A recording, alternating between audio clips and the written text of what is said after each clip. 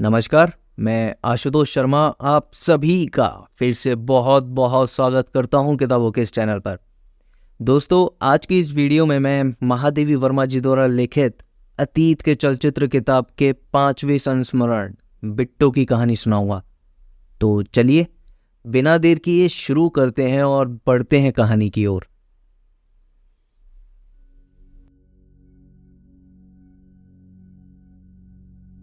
कुलमणि मल्लीताल के बाजार से तब लौट नहीं पाया था, पर झील के किनारे पड़ी हुई उस शिला पर बैठे बैठे मेरा मन ऊबने लगा और पत्तियों से झालरदार शाखाओं की पानी में झूलती हुई छाया के साथ प्राणायाम करते करते मेरी दृष्टि थक चली। सहसा अरे यह तो महादेवी है सुनकर जब मैंने पार्श्ववर्ती मार्ग की ओर मुंह फेरा तो सैंडल की दो पतली ऊंची एड़ियों पर अपने कुछ स्थूल शरीर का संतुलन सा करती हुई मेरी एक पुरानी साथिन विचित्र व्यायाम की मुद्रा में खड़ी दिखाई पड़ी। पर्वतीय भूमि मेरी धात्री से मां बन गई है। पैदल ही कई 100 मीलों की यात्रा कर मैंने उसकी प्रशांत सुषमा और प्रमुख जीवन को अनेकों रूपों में देखा है, परंतु उस निस्तब्ध सौंदर्य और नगर के कोलाहल में मैं अब तक कोई समझौता ना करा सकी। अपनी धूल भरी धरती का अंक छोड़ करके मुझे उन्हीं तुषारधूत चरणों में विश्राम मिलता है, जिन्होंने साधना से धूल के विशाल दुर्ग बनाकर अपनी करुणा को हमारे लिए सुरक्षित रखा है। यहाँ के बवंडर की गठरी बांध ले जाकर उसे वहां खोल देना मुझे कभी नहीं भाया। इसी से नैनीताल, मसूरी आदि मेरे निकट उस अपटू नट जैसे रहे हैं जो अपना व्यक्तित्व भी खो देते हैं और दूसरों की भूमिका भी नहीं निभा पाते। मेरे ज्वर से चिंतित होकर डॉक्टरों ने जब कुछ महीने पहाड़ पर रहने की सम्मति दी, तब मैंने बहुत हट करके नैनीताल की कोलाहल से 3 मील दूर ताकुला में रहने की अनुमति प्राप्त कर ली। पर सप्ताह में एक बार डॉक्टर से परामर्श लेने जाना ही पड़ता था और नौकर जब तक आवश्यक वस्तुएं खरीदता तब तक झील के बाईं ओर वाले कुछ सुनसान किनारे पर ठहरकर उसकी प्रतीक्षा ही करनी पड़ती थी। पर उस दिन अपनी बाल्य सखी को पाकर मुझे सचमुच आनंद हुआ। वह अपने 2 छोटे बच्चों के साथ ऊपर जिस बंगले में ठहरी थी, वहां तक ना जाने का कोई बहाना खोजने की इच्छा ही नहीं हुई। जीवन का बहुत समय पाकर जब 2 साथ मिलते हैं तब वे कितनी ही प्रकार से बीते क्षणों में एक बार फिर जीने का प्रयास करते हैं। इसे कौन नहीं जानता। हम दोनों ने भी अपने जीवन के चित्राधारों को एक दूसरे के सामने रख अपने अनुभवों को मिलाने में कुछ समय बिताया ही। अतीत की फीकी स्मृति में रंग भरते भरते सखी ने एक परिचित वृद्ध सज्जन के संबंध में बताया कि वे अपनी तीसरी नवोढ़ा पत्नी को नैनीताल दिखाने लाए हैं। मेरी आंखों का विस्मय अपनी गुरुता के कारण ही शब्दों में न उतर सका। वृद्ध जीवन के कम से कम 54 वसंत और पतझड़ देख चुके होंगे। 2 अर्धांगिनियां मानो उनके जीवन की द्रुत गति से पग न मिला सकने के कारण ही उनका संग छोड़ गई हैं। उनसे मिले उपहार स्वरूप 2 पुत्रों में से एक कलकत्ते में कोई व्यवसाय करता है और दूसरा ससुराल की धरोहर बन गया है। 2 मकान और कुछ धन है। इसी से वानप्रस्थ आश्रम को भी कुछ सरस बनाए रखने के लिए वृद्ध महोदय को एक संगिनी ढूंढने की आवश्यकता जान पड़ी। मेरी नीरव जिज्ञासा से प्रेरित होकर सखी कुछ स्निग्ध कंठ से बोली, तुम ना डरो, इस बार उन्होंने एक 35 वर्ष की बाल विधवा का उद्धार किया है। मेरे असंभव में जितना अविश्वास था उतना ही व्यंग्य ओटों में भरकर वे मुस्कुराने लगी। कुछ वाद विवाद के उपरांत यह निश्चित हुआ कि वे लौटते समय उसे मेरा परिचय करा देंगी। मल्लीताल में एक दुकान के ऊपर 2 कमरे लेकर वृद्ध सपत्नीक ठहरे थे।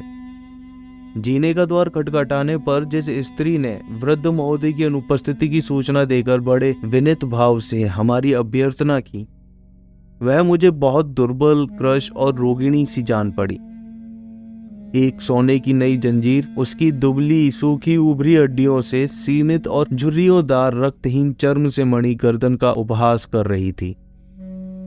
कुछ पुरानी गड़न के ईयरिंग झाईदार सूखे और चिपके कपोलों पर व्यंग से लगते थे।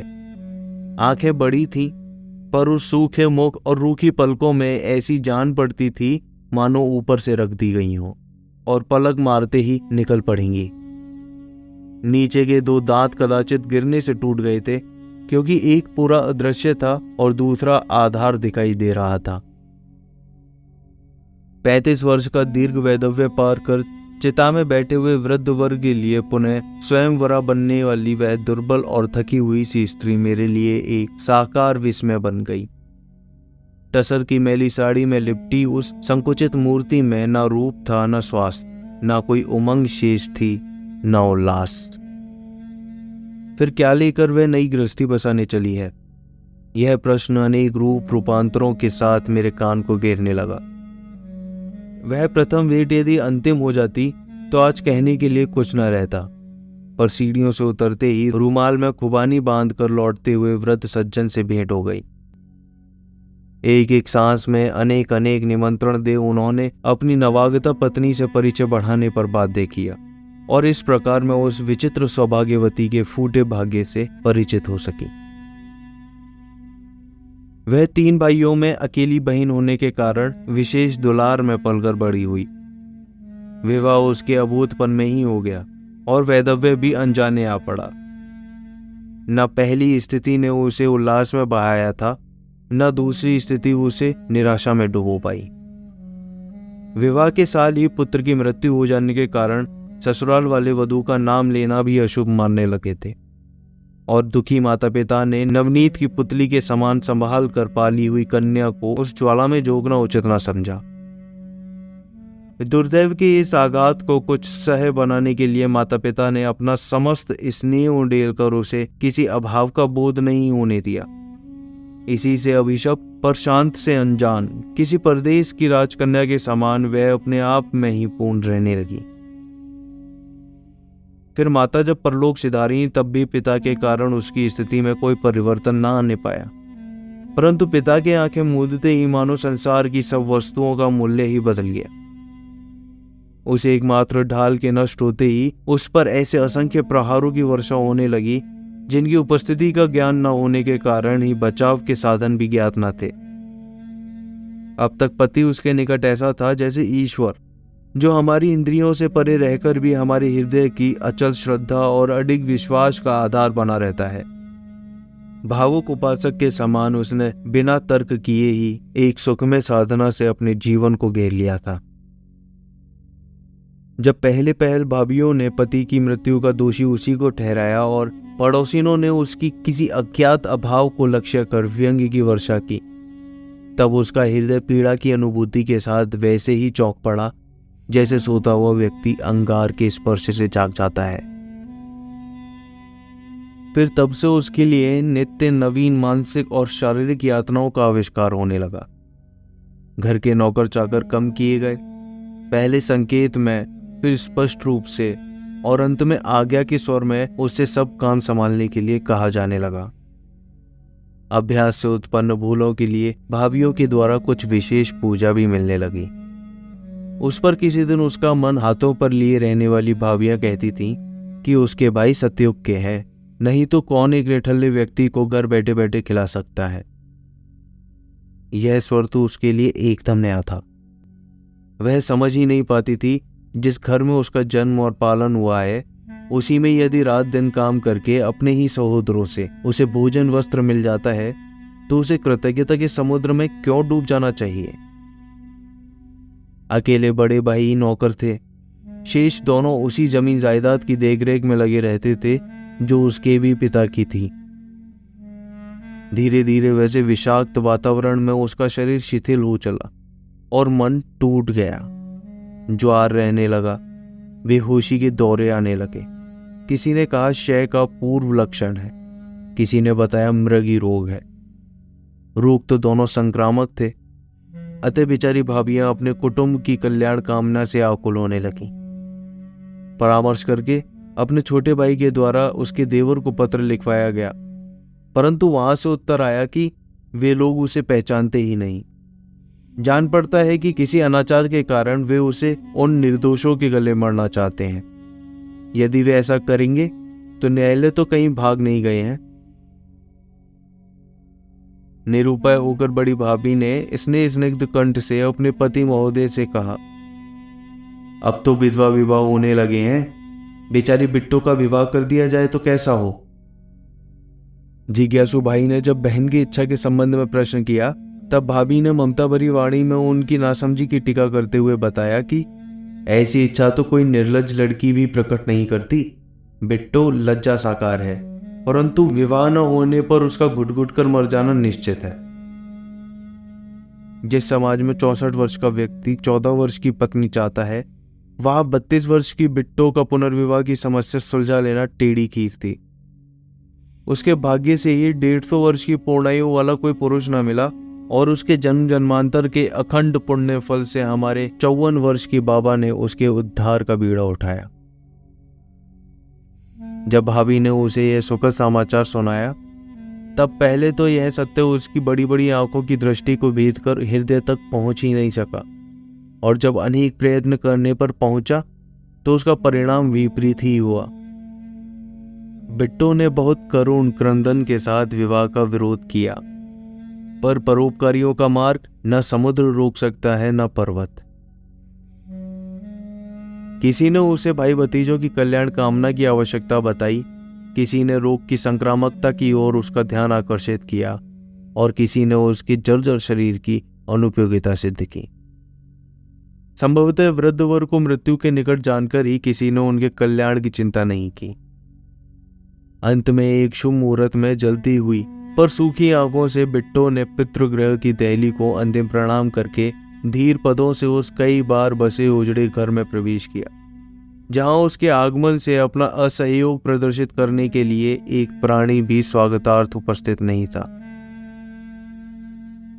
यही उपसंहारहीन करुण कथा बिट्टो ने मुझे अनेक खंडों में खंड खंड करके सुनाई। उसकी व्यथा अपनी गंभीरता के कारण ही दुर्बोध्य बन गई थी। हमारे यहाँ का पुरुष उसे ठीक रूप से किस अंश तक समझ सकेगा, यह कहना कठिन है। पुरुष बेचारे की उग्र तपस्या और अखंड साधना स्त्री के द्वारा प्राय भंग होती रहती है। इसी से उसने इस मायाविनी जाति के स्वभाव की व्याख्या करने के लिए पोते रच डाले हैं। स्त्री जब किसी साधना को अपने स्वभाव और किसी सत्य को अपनी आत्मा बना लेती है, तब पुरुष उसके लिए न महत्व का विषय रह जाता है न भय का कारण। इस सत्य को मान लेना पुरुष के लिए कभी संभव नहीं हो सका। अपनी पराजय को बलात् जय का नाम देने के लिए संभवतः वह अनेक विषम परिस्थितियों और संकीर्ण सामाजिक धार्मिक बंधनों में उसे बांधने का प्रयास करता रहता है। साधारण रूप से वैभव के साधन नहीं, मुट्ठी भर अन्न भी स्त्री के संपूर्ण जीवन से भारी ठहरता है।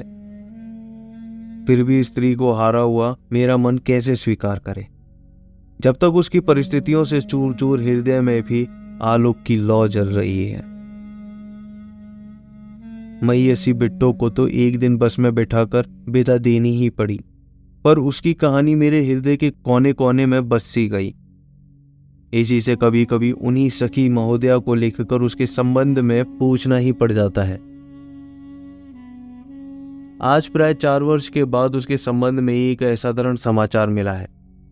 सखी ने लिखा है कि वृद्ध विषम ज्वर से पीड़ित होकर अंतिम घड़ियां गिन रहे हैं।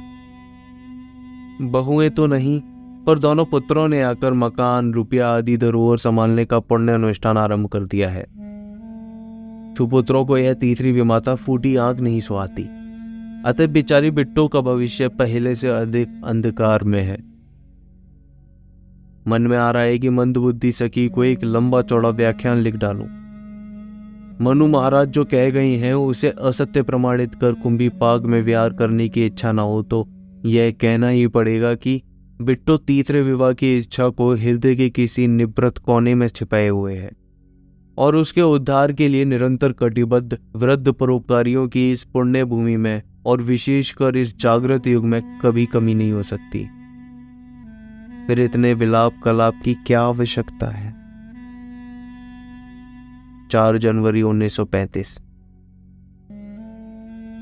दोस्तों, आज की कहानी बस इतनी ही। जल्द ही दोबारा मुलाकात होगी इस किताब के अगले संस्करण के साथ में। धन्यवाद।